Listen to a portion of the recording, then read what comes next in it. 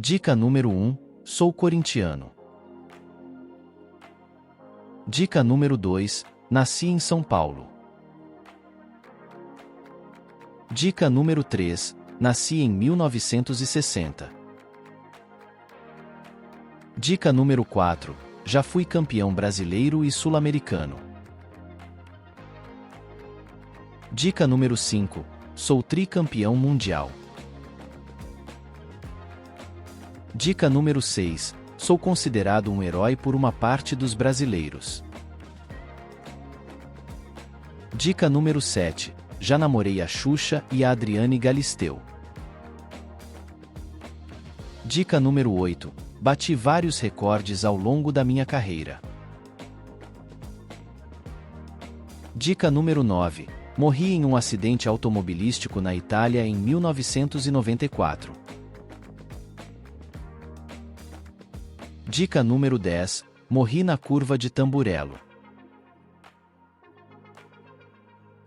Dica número 11: Alain Prost foi meu grande rival. Dica número 12: Fui um amante da velocidade. Dica número 13: Comecei a correr no karting aos 13 anos de idade.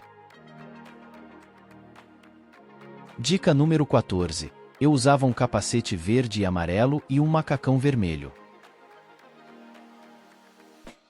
Dica número 15: Já fiz parte da equipe Toleman. Dica número 16: Já fiz parte da equipe Williams. Dica número 17: Eu venci 41 corridas. Dica número 18: Venci meu primeiro GP em Portugal, pela Lotus, em 1985. Dica número 19: Disputei meu primeiro título mundial pela McLaren.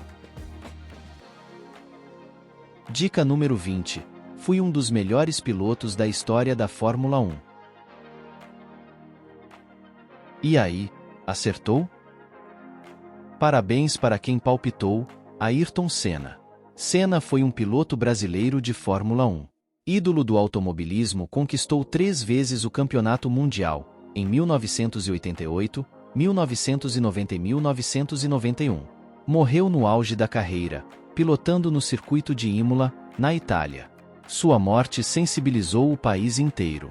No dia 4 de maio de 1994, o caixão com seu corpo foi retirado de dentro do avião e coberto com uma bandeira do Brasil. Transportado em um carro do Corpo de Bombeiros, foi levado do aeroporto para a Assembleia Legislativa, escoltado por 15 batedores, e acompanhado por milhares de pessoas, que prestaram a sua última homenagem ao ídolo. Até a próxima rodada do jogo. Quem sou eu?